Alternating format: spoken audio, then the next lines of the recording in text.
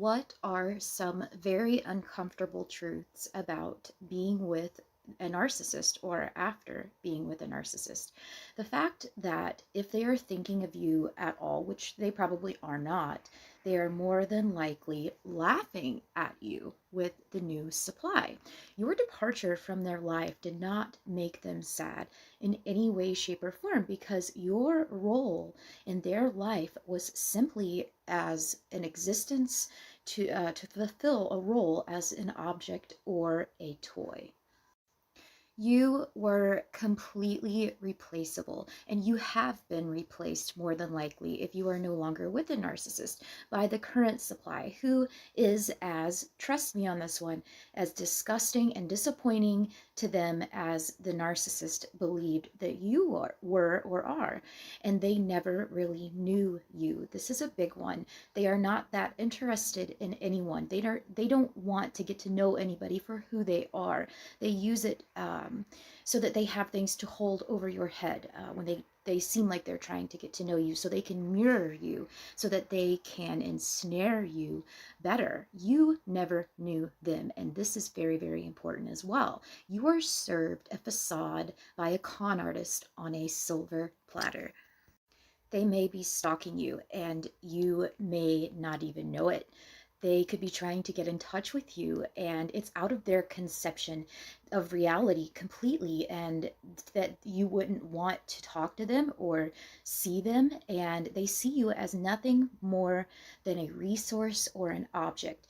There was no relationship that took place. They would never take that kind of risk. Period. They would never put themselves out there to be that vulnerable. And even if their current supply tries to get help from them or tries to get to know them in some way, they would rather walk barefoot on a Lego covered carpet than do those things or accept any kind of help or anything that would make them seem vulnerable. So they are terrified of everyone and everything, of any measure that makes them feel as they are exposed. And some of these things can be comforting to know.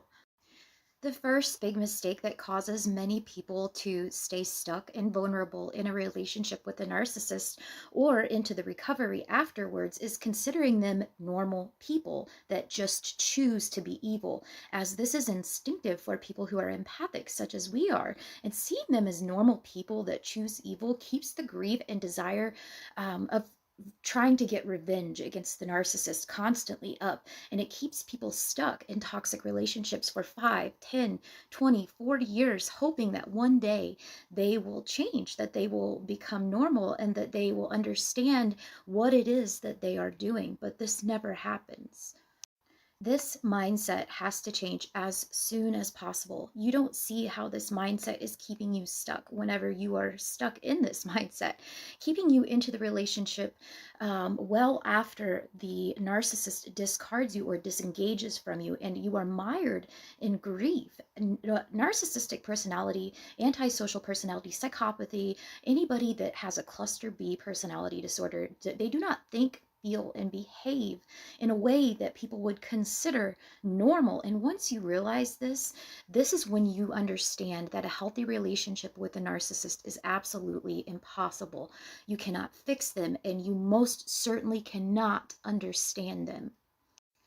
Secondly, it is important for me to note that it is not your fault that you underestimated the red flags and sustained the relationship with the abuse going on. So ask yourself how much of that abuse you can sustain if you are still in the relationship, and how many chances are you willing to give to an abuser?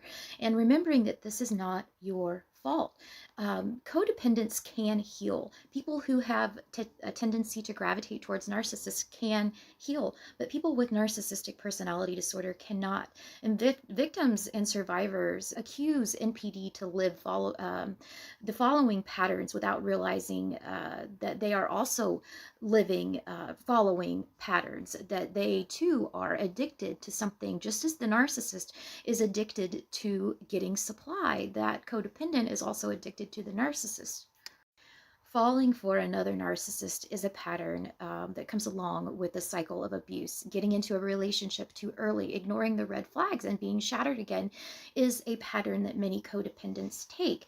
Being angry at the narcissist and then forgiving them in the next second is another pattern. Letting the Hoover happen, or asking, going no contact in order to make the Hoover happen, is a pattern. Throwing all of the blame onto the narcissist without recognizing how we enabled them is a pattern. Not putting boundaries up is a pattern. And only when you realize that we have lived in this pattern can you start healing and living for the better. I understand that much of this could be very triggering, but it is very important. It is the most important thing for you to realize and recognize that your own patterns are the fastest way to fall into another narcissistically influenced relationship. And it's the way that you get stuck in another narcissistic abusive relationship. If you accept to stay in an abusive relationship, marry the narcissist, have kids with somebody who is clearly dysfunctional, you are enabling this narcissist. If you understand those red flags, yet you are still choosing to ignore the dysfunctionality of the narcissist. It's like I marry somebody without legs and then complain because they can't run a marathon. It doesn't make any sense. So you have to realize this. If you understand what narcissistic abuse is and you are listening to this, you must move on, even though it hurts tremendously.